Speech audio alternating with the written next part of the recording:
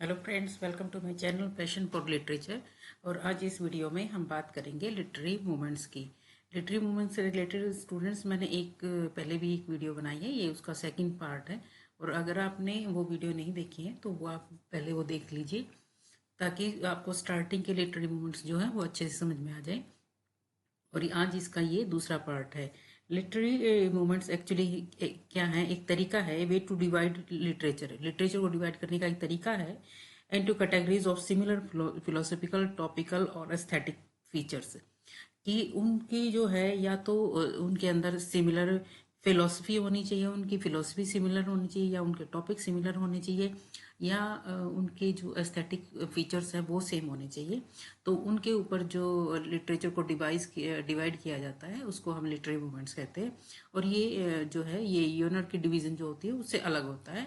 ये टॉपिक के ऊपर और एस्थेटिक प्लेजर और फिलोसफी के ऊपर जो है इनका डिवीज़न होता है। तो आइए स्टार्ट करते हैं लिटरेरी मूवमेंट्स। और आज इस वीडियो में हम कुछ इम्पोर्टेंट जो है वो जो मूवमेंट्स हैं उनको डिस्कस करेंगे।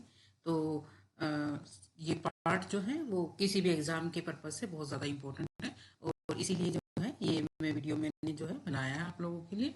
तो स्टार्ट करते हैं लिटरेरी मूवमेंट्स। सबसे पहला जो लिटरेरी मूवमेंट्स है, इसके अंदर ये सेकंड पार्ट है, और सेकंड पार्ट के अंदर ये पहला जो मैंने मूवमेंट लिया है वो है ट्रांसीडेंटलिज्म। ट्रांसीडेंटलिज्म जो है एक्चुअली है क्या? It is a philosophical movement that developed in the late 1820s and 1830s in the eastern United States। 1820 और 30 के जो है अंदर ईस्टर्न यूनाइटेड स्टेट के अंदर जो है एक ये जो डेवलप हुआ एक फिलोसफिकल मूवमेंट था। और इसका a core belief is in the inherent goodness of people. और ये बिलीव करता था किसके अंदर, कि इंसान जो है वो अंदर से ही बहुत ज़्यादा अच्छा है, और and nature and wise society and it's institutions have corrupted the purity of the individual. और ये मानती थी कि जो सोसाइटी है और सोसाइटी के अंदर जितने भी इंस्टीट्यूशंस हैं, जितने भी जो हमारी पुलिस है, हमारे जो कॉलेजेस हैं, स्कूल्स हैं, वो जो है वो जो एक इंडिविजुअल है उसकी प्योरिटी को जो है करप्ट करने का काम करते हैं। People are their best when they are truly self reliant and independent. जब आदमी पूरी तरह से अपने आप में होता है और इंडिपेंडेंट होता है तो वो बहुत ज़्यादा प्योर होता है। लेकिन जैसे ही इन इंस्टीट्यूशंस की और सोसाइटी के अंडर में आता है तो वो जो है करप्ट हो जाता है। Next, at transcendentalism is a very formal word that describes a very simple idea। ट्रांसीडेंटलिज्म जो है एक फॉर्मल वर्ड है और इसका बहुत सिंपल सा आइडिया है। इनका सिंपल आइडिया क्या है? People, man and women equally have a knowledge about themselves. कि इंसान को, मैन को, वीमेन को, इन सब को जो है अपने बारे में पूरी नॉलेज है।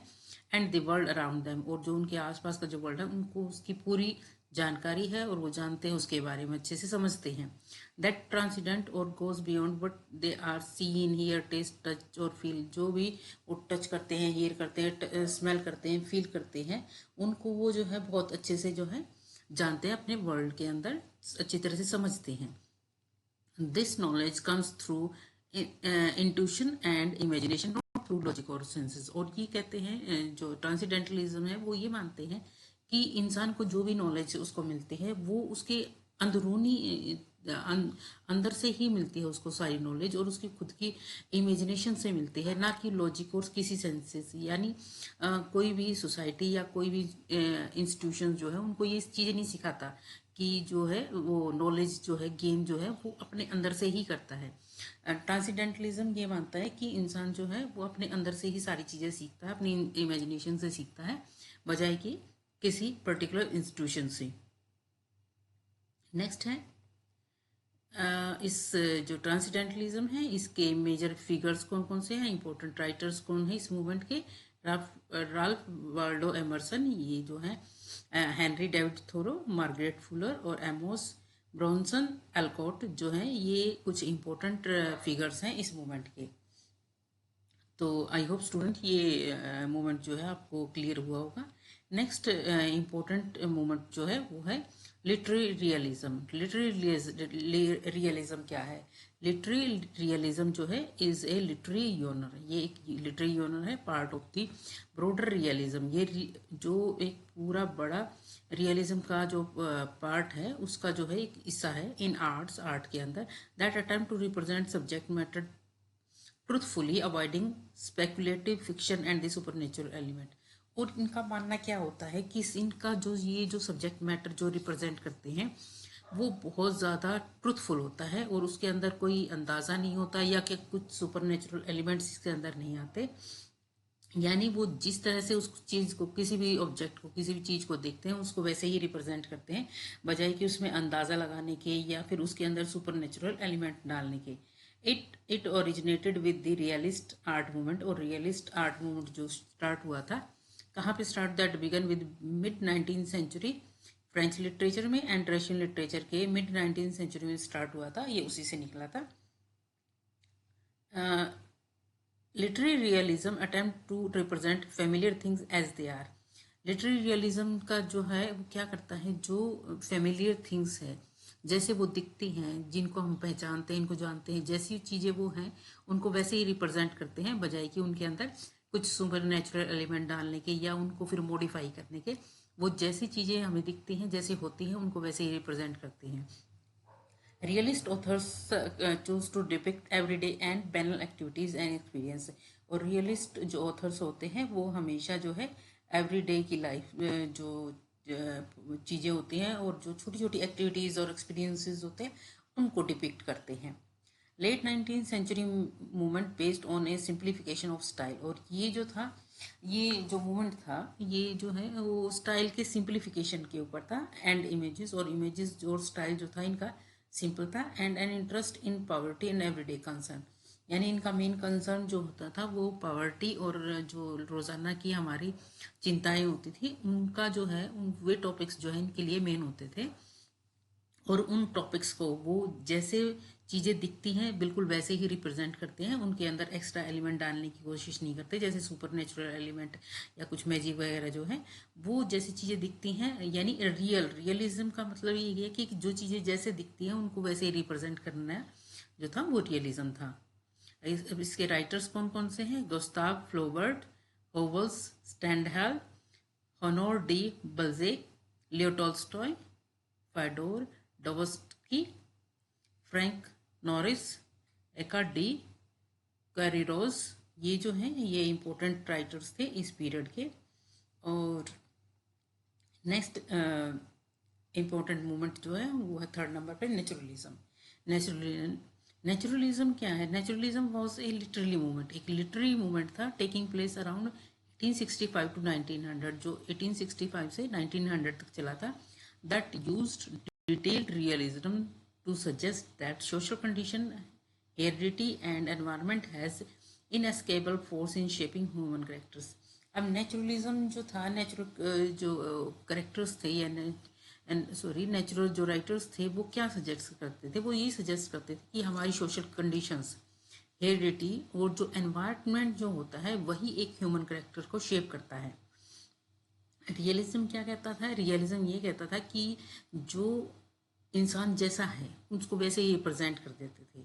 और उसके बाद जबकि नेचुरलिज्म है, नेचुरलिज्म ये कहता है कि हमारे आसपास की सोशल कंडीशंस, हमारी हेरिडिटी यानी हमारे फोर फादर्स, हमारे जो पेरेंट्स जो जैसे थे उनसे हमें जो चीज़ें मिली हैं और हमारा एनवायरनमेंट, ये चीज़ें सारी चीज़ें मिल के जो है एक ह्यूमन करेक्टर को शेप करती हैं, उसको बनाती है। Naturalistic writers were influenced by the evolution theory of Charles Darwin. और ये जो नेचुरलिस्टिक राइटर्स थे वो चार्ल्स डार्विन की थ्योरी ऑफ इवोल्यूशन जो से हैं बहुत ज़्यादा इंस्पायर था, और वो उन्हीं की थ्योरी को ज़्यादा फॉलो करते थे। नेचुरलिज्म की करेक्टरिस्टिक्स क्या रही हैं, नेचुरलिज्म का ये रहा है कि नॉवल जो है मोर बिगर, और ज़्यादा बड़ा हो गया, मोर बेटर और ज़्यादा अच्छा हो गया। People don't have much control over their fate in naturalistic fiction. और नेचुरलिस्टिक फिक्शन के अंदर वो क्या दिखाते हैं कि मैन का जो है अपने फेट के ऊपर कोई कंट्रोल नहीं है और वो कुछ नहीं कर सकता, यानी वो उसका अपने भाग्य के ऊपर कंट्रोल नहीं है। Naturalism emphasises everyday speech forms, no ghost spirit और गॉड्स।